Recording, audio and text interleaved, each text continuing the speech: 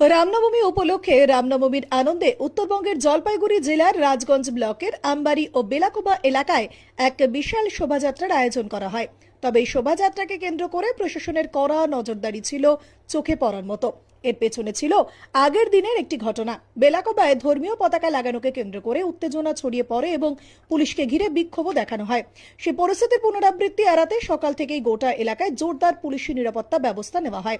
পাশাপাশি মোতায়েন করা হয় কেন্দ্রীয় বাহিনীও। শোভাযাত্রায় ভক্তরা ভগবান শ্রীরামের জন্মোৎসব উদযাপনে গান, ঢাক, ঢোল, পতাকা এবং নানান ধর্মীয় সাজসজ্জার মাধ্যমে অংশগ্রহণ করেন। বিভিন্ন সামাজিক ও ধর্মীয় সংগঠনের উপস্থিতিতে গোটা এলাকা উৎসব মুখর হয়ে ওঠে। এই শোভাযাত্রায় অংশ নিতে দেখা যায় রাজগঞ্জের বিজেপি প্রার্থী দীনেশ সরকারকে। শোভাযাত্রাটি শুরু হয় দেবী চৌধুরানী ভবানী পাঠক মন্দির থেকে এবং শেষ হয় বেলাকোবা পাবলিক ক্লাব ময়দানে। প্রায় 50,000 মানুষের সমাগমে এই শোভাযাত্রা এক বৃহৎ জনসমাবেশে পরিণত হয়।